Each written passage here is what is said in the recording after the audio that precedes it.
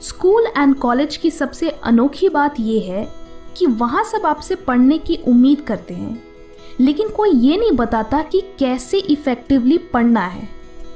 बस मान लिया जाता है कि ये आप खुद ही फिगर आउट कर लोगे। नो वंडर इतने सारे स्टूडेंट्स पढ़ाई के मामले में इतना स्ट्रगल करते हैं।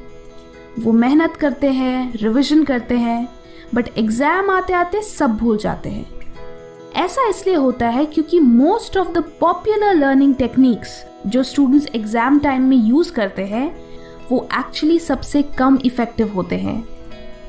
आज के इस वीडियो में मैं आपको 2 ऐसे स्टडी टेक्निक से इंट्रोड्यूस करूंगी जो नंबर 1 हाईली इफेक्टिव है क्योंकि ये साइंटिफिकली प्रूवन है, नंबर 2 इससे आपको इंफॉर्मेशन लंबे समय तक याद रहेगी, एंड नंबर 3 कि इससे आपके मार्क्स सिग्निफिकेंटली इंप्रूव होंगे।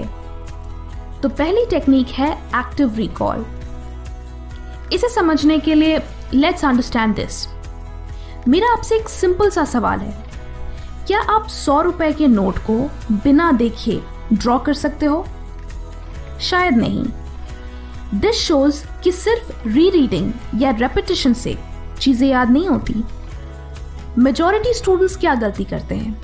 आप क्लासरूम में बैठते हो, इंफॉर्मेशन सुनते हो, फिर घर जाते हो, बुक रीड करते हो, करते रहते हो जब तक कि आपको वो इंफॉर्मेशन याद नहीं हो जाए। ये पैसिव लर्निंग है, यानी आप नॉलेज को बिना किसी एफर्ट के एक्वायर कर रहे हो। यही आपकी सबसे बड़ी गलती है। एक्टिव रिकॉल में आप इंफॉर्मेशन को रीड करने के बाद अपनी अंडरस्टैंडिंग को टेस्ट करते हो, यानी आप उस इंफॉर्मेशन को अपनी मेमोरी से रिकॉल करते हो कि इस पर्टिकुलर पैराग्राफ या टॉपिक से मुझे क्या सीखने को मिला। ये टेक्निक इस प्रिंसिपल पर बेस्ड है कि किसी भी चीज को याद करने के लिए आपको अपने ब्रेन को स्टिम्युलेट करना होगा। जब आप खुद से क्वेश्चंस पूछते हो तो आपके ब्रेन को आंसर याद करने के लिए एफर्ट लगाना पड़ता है, जिससे वो स्टिम्युलेट होता है। अब जितना ज्यादा ब्रेन पावर उसे याद करने में लगाओगे, उतने ही अच्छे से वो इंफॉर्मेशन आपके ब्रेन में एनकोड होगी।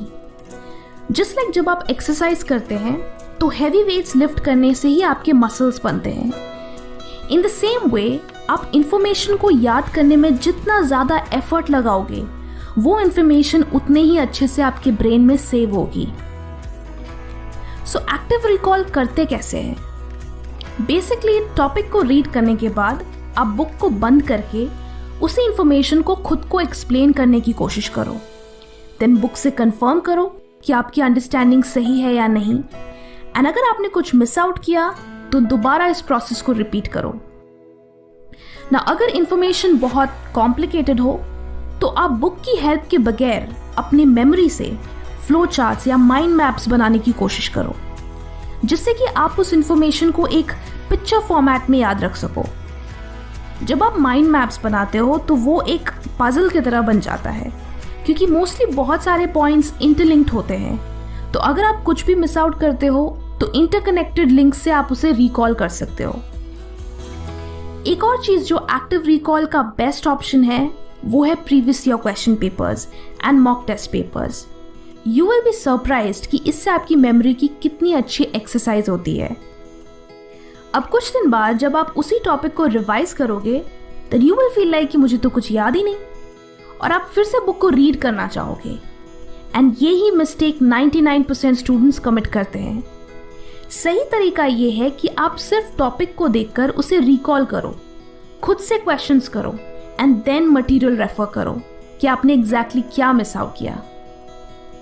हर बार इस तरह रिवाइज करने से वो इंफॉर्मेशन ओवर टाइम आपकी शॉर्ट टर्म मेमोरी से लॉन्ग टर्म मेमोरी में ट्रांसफर हो जाएगी। अनदर टेक्निक जो आप एक्टिव रिकॉल के साथ कंबाइन कर सकते हो वो है the spaced repetition technique. Majority students ये प्रॉब्लम फेस करते हैं कि जब भी वो किसी चैप्टर या बुक को कुछ हफ्तों बाद रिवाइज करते हैं तो उन्हें मोस्ट ऑफ द डेटा याद नहीं होता, और फिर लगता है कि पहले से याद करने का क्या फायदा जब एग्जाम तक कुछ याद ही नहीं रहता। डू यू नो ऐसा क्यों होता है? It's because of the forgetting curve. अब आप सोचोगे कि ये क्या है? वेल, ये वो थ्योरी है जो कहती है कि विथ टाइम हमारा ब्रेन किसी भी इंफॉर्मेशन को हाई रेट से भूलता है। यानी ओवर टाइम मेमोरी फेड होती जाती है। इस थ्योरी के मुताबिक जब भी आप किसी टॉपिक को याद करते हो तो उसके 1 घंटे बाद आपको सिर्फ 44% चीज़ें याद रहती है, उसके 1 दिन बाद 33%, 2 दिन बाद 28% और ऐसे ही धीरे धीरे करके 31 डेज के बाद आपको सिर्फ 21% इंफॉर्मेशन ही याद रहती है। सो सोल्यूशन क्या है? सोल्यूशन ये है कि आप जितनी बार इस फॉरगेटिंग कर्व को इंटरप्ट करोगे आपको उस चीज़ को भूलने में और भी ज़्यादा टाइम लगेगा। लेट्स से कि आज आपने बायोलॉजी में नर्वस सिस्टम पढ़ा, देन आप इसे कल रिवाइज करो। रिवाइज मतलब एक्टिव रिकॉल करो, नॉट रीरीड। फिर 3 दिन बाद फिर रिवाइज करो, फिर 2 हफ्ते बाद, फिर 1 महीने बाद। इस प्रोसेस में आपको अपने रिविजन्स के बीच का गैप धीरे धीरे बढ़ाना है, इसीलिए इसे स्पेस्ड रेपिटेशन कहते हैं।